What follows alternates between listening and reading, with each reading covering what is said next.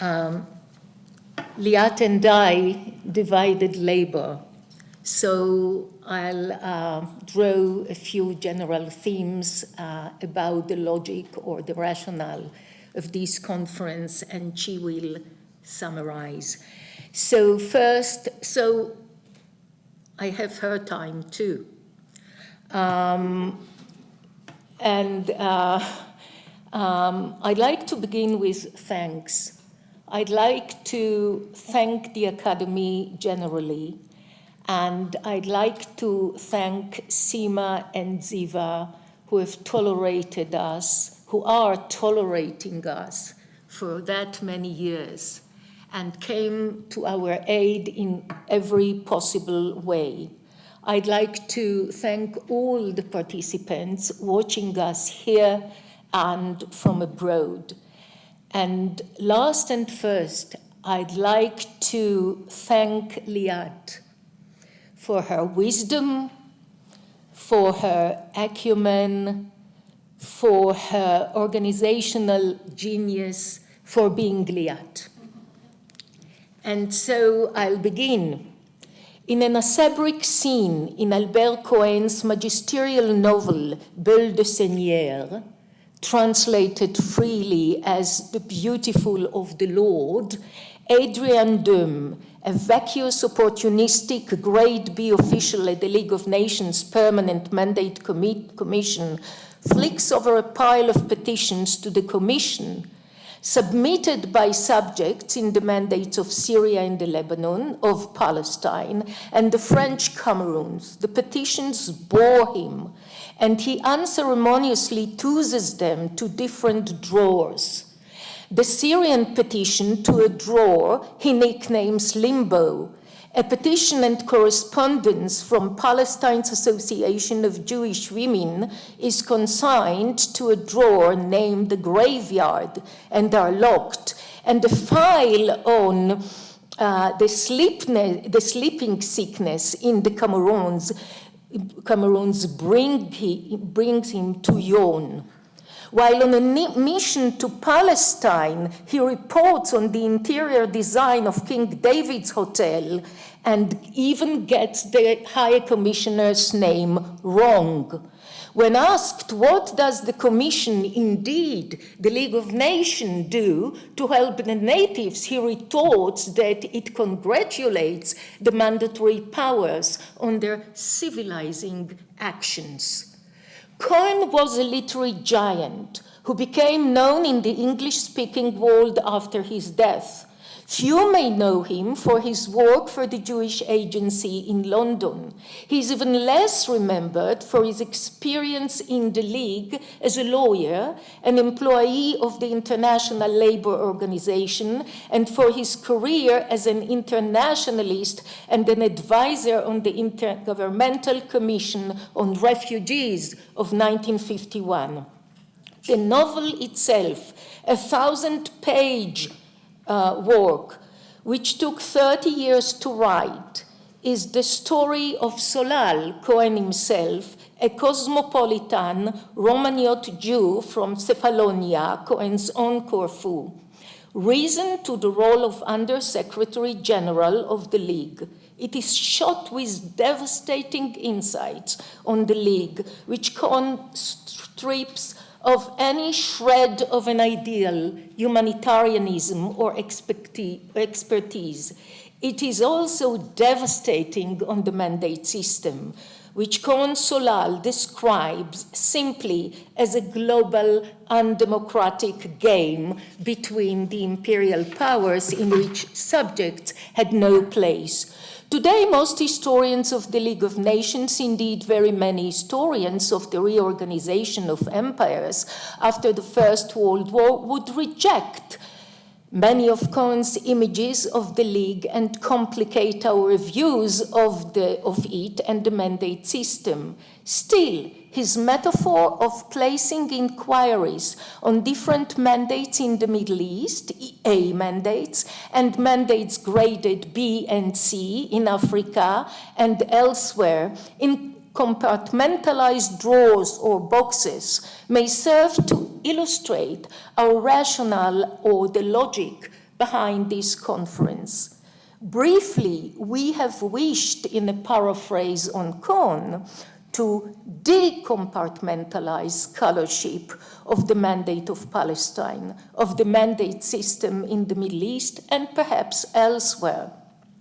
We sought to examine the options of locating this mandate in a broad context, both geographically within its region and globally, and temporally, by locating it in a continuum, or lack thereof, of local, inter- and intra-imperial relations and global developments. Our thought was not entirely original. To begin with, the second point, the temporality, historians have been examining the continuities between the late Ottoman and British or French empires in the Middle East mandates, and they raised such questions concerning the novelty of the new system of rule elsewhere, its beginning or end. Thus, Japan, for example, claimed its right as a mandatory power in the South Sea Mandate, even after it withdrew from the League of Nations.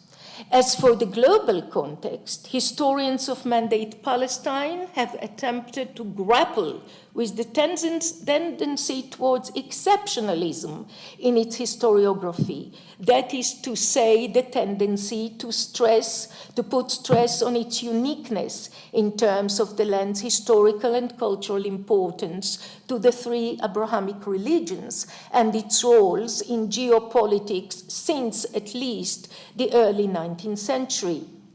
Within this framework, nationalism has understandably been allocated a special role. Different historiographies of the mandate have been characterized by what has been called methodological nationalism, using nation building and the rise of national movements as the main prism through which to analyze the history of the mandate. This was especially apparent in histories of the Jewish Yishuv, which have long, albeit not exclusively, disregarded relations between it and Palestinian economies, societies, and development strategies and the imperial context. The expanding field of the cultural history of Palestine's Christian and Muslim societies in the late Ottoman era and during the Mandate is now studying regional connections between the various mandates, individuals' mobilities between them, and has begun to seriously map the globalization of the Middle East between the two world wars, as is indicated in the works of some of you. But with some exception, it has examined less the entangled relations with the Yishuv. This conference is meant to question exceptionalism and to locate the mandate in its global settings without discarding the specificity of differences, identities, tensions, and clashes. Related to this rationale was a thought about the still widespread hesitancy to separate the study of the Palestine Mandate and Grade A mandates defined in the League of Nations Covenant as the more advanced ones from B and C mandates in Africa and the Pacific, as immature politically and in any other sense, lacking any independence and primitive. This was the sort of the official definition. Globalizing mandates as an idea, a new discourse of legitimizing colonial rule and set of practices, means also considering similarities as well as obvious dissimilarities between what may seem quite different forms of control, policing, repression, military uses, imperial policies, and development. Here, scholars of the A mandates in Palestine, Syria, and Lebanon and Iraq may benefit from our colleagues considering the African and Japanese mandates. There is a broader issue here, of course, that may concern all of us and which bears on our practicing of comparison as a tool when we considering patterns of the mandate stretching across vast territories. We compare land uses and abuses in colonial formations across the globe, forms of colonization, forms of labor relations, migration and exploitation. Do we compare, and to what extent, health and hygiene monitoring in various mandates, preventive medicine, plans and food distribution? Or would comparison not be a serviceable tool? For a comparative framework, of course, carries its limits, and quite a few historians of colonial empires and their subjects have opted for entangled histories or connecting histories rather than comparative ones. A third thought and last behind the conference was our wish to further reflect and expand current uses, analysis and approaches to agency in Palestine, in the Palestine Mandate, and more generally. The architecture of the conference was shaped by the topics, fields of inquiry, and interpretations addressed by the participants and represented some of the most state-of-art in Palestine Mandate studies and some interests elsewhere. This scholarship recognizes the hierarchies and power structures in the mandate, but class structures and global powers of both class structures and global powers of the global powers of nationalism and internationalism. But at the same time, it offers to explore the varieties of agency of individuals of both genders, officials, professionals, and experts, like educators, medics, architects and planners, Christians, Muslims, and Jews, of local authorities, in civil society and voluntary organizations, in rural and urban areas, and on the social margins.